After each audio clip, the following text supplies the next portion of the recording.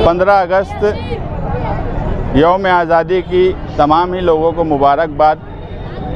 अशोक स्तंभ शहीदों की यादगार पर झंडा बंधन किया गया। यहाँ पर हर साल झंडा बंधन करने का हमारा एक ही मकसद है कि जो शोहदा हैं उन्हें याद किया जाए। एक वक्त था यहाँ पर प्रशासन किसी को यौम आज़ादी और यौम जमहूरिया पर खड़े नहीं रहने दिया जाता था, और उस वक्त ही हमारे जहन में था कि यहाँ पर आज़ादी के मतवालों का मेला लगना चाहिए, और इसीलिए हम यहाँ झंडा बंधन भी करते हैं, कॉन्स्टिट्यूशन भी बनाए हैं, और नौजवान और बच्चों को कॉन्स्टिट्यूशन ने हमें क्या हक दिया है ये उनके जहन में आए। तिरंगा क्यों इस मुल्क में ज़रूरी है वो उनके जहन में आए। आप देखेंगे 2014 के बाद हिंदुस्तान का पूरा कल्चर और जिस तरह से सरकारें काम कर रही है, मुसलमानों को ऐसा बताया जाता है कि ये मुल्क के साथ इनका ताल्लुक़ मोहब्बत का नहीं है, और हर वक्त हमें अलग अलग इल्ज़ामात लगाकर बदनाम किया जाता है। और उसमें खुसूसी तौर पर मालेगांव शहर, आज़ादी का जश्न तो हम मना रहे हैं, मगर हमें ये भी अफसोस है कि बांग्लादेशी और रोहिंग्या के झूठे इल्ज़ामात जो कि SIT की रिपोर्ट पेश कर दी गई, उसमें भी कोई रोहिंग्या बांग्लादेशी नहीं मिला। उसके बावजूद भी सैकड़ों लोग, ख़ास तौर से इस शहर की ख़वातीन जेल में आज 7 महीने के ऊपर हो गया बंद है। हम उससे हमारी कोशिश थी कि 15 अगस्त 2025 यौम आज़ादी से पहले उनका कोई फ़ैसला आ जाए और उन्हें भी आज़ादी मिले, मगर वो फ़ैसला नहीं आ सका। आने वाले हफ्ते में आएगा। मगर आप देखेंगे कि किस तरीके से मुल्क में फ़िरका परस्ती बढ़ रही है। अखिलेश यादव जो प्रशासन और पुलिस डिपार्टमेंट की जाली छलांग कर इस आज़ादी के मौके पर जमहूरियत की हिफाजत की है, वो हमारे राष्ट्रीय अध्यक्ष हैं। और वही काम हम इस शहर में करते हैं कि शहर मजहबी ज़रूर है और मजहबी होना चाहिए, मगर फ़िरका परस्त नहीं होना चाहिए। यही संदेश हमारा हर वक्त रहता है।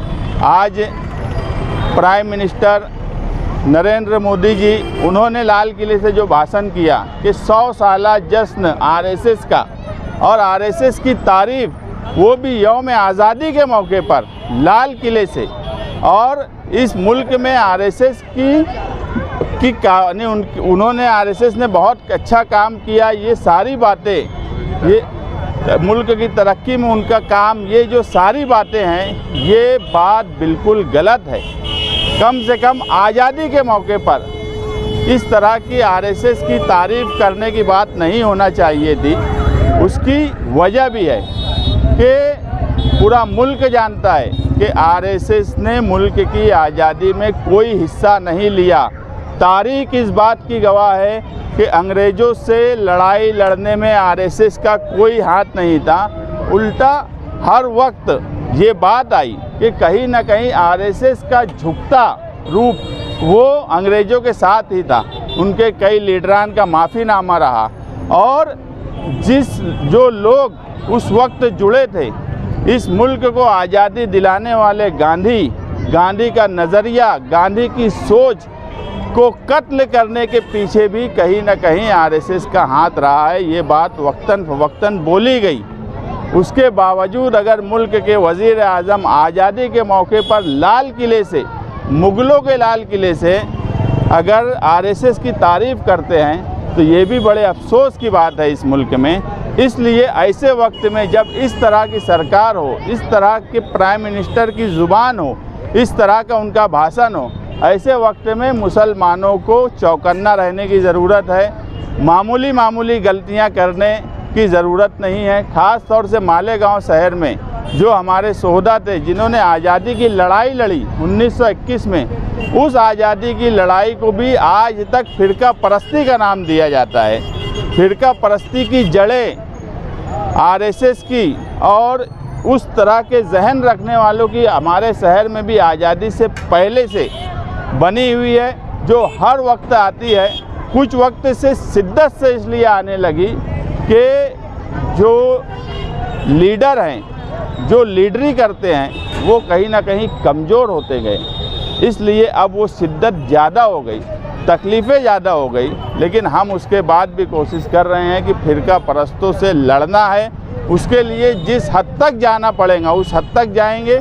इस मुल्क ने हमें आज़ादी दी है, आज़ादी के साथ कॉन्स्टिट्यूशन दिया है, उसके साथ अदलिया का निज़ाम दिया है, हमें इन सब पर भरोसा है। सब कुछ होने के बाद भी एक बात मैं हमेशा कहूँगा, ये मुल्क ना कभी भगवा था, ना इस मुल्क में भगवा झंडा लेकर चलने वालों का आज़ादी की लड़ाई में कोई भी योगदान था। ये मुल्क तिरंगा है, ये मुल्क तिरंगा रहेगा। इस मुल्क की लड़ाई में भी तिरंगा की सोच रखने वालों ने इस मुल्क को आज़ादी दिलाई है, ना कि भगवा सोच रखने वालों ने।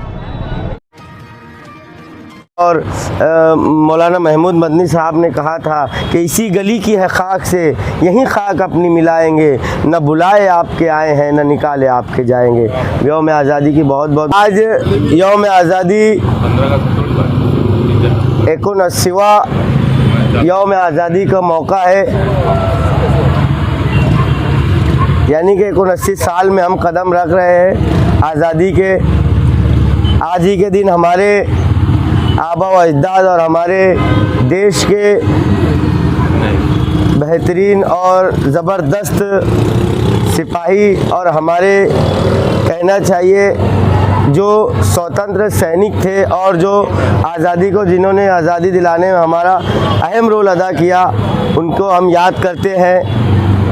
और हम तमाम देशवासियों को Indian secular largest assembly of Maharashtra Islam party की जानिब से, नवीद ख़तीब साहब सदर मोहतरम उनकी जानिब से, हमारे लीडर आसिफ शेख रशीद साहब की जानिब से और तमाम सेल, युवा बॉडी और माइनॉरिटी सोशल मीडिया सेल, सभी की जानिब से हम यौम आज़ादी की पुरखुलूस मुबारकबाद पेश करते हैं।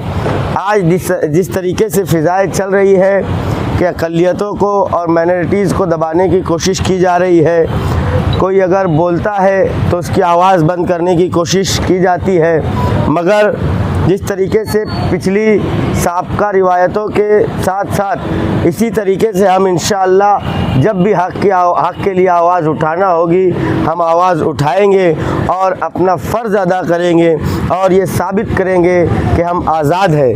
मगर कहीं ना कहीं जिस तरीके से देश में हालात है तो आज भी कभी कभी ऐसा महसूस होता है कि आज़ादी आज भी तलबगार है आज़ादी के। कभी खाने पर पाबंदी, कभी कहीं आने जाने पर पाबंदी, तो कहीं बोलने पर पाबंदी, अलग अलग तरीके से। अभी जिस तरीके से आज के दिन का एक ऐलान हुआ था कि फला चीज़ें नहीं खाई जाएगी या फिर जो भी, तो उसमें ये बात समझ में आती है कि किस तरीके से किसी समाज को या किसी भी ज़ात बिरादरी के लोगों को किसी एक मुख्तस किए गए समाज को जो है वो दबाने की कोशिश की जाती है। मगर हम दबने और डरने वाले नहीं हैं, क्योंकि सभी का खून शामिल है यहाँ की मिट्टी में, किसी के बाप का हिंदुस्तान नहीं थोड़ी है। और मौलाना महमूद मदनी साहब ने कहा था कि इसी गली की है खाक से यहीं खाक अपनी मिलाएंगे, न बुलाए आपके आए हैं न निकाले आपके जाएंगे। यौम आज़ादी की बहुत बहुत मुबारकबाद। शुक्रिया। अस्सलाम वालेकुम।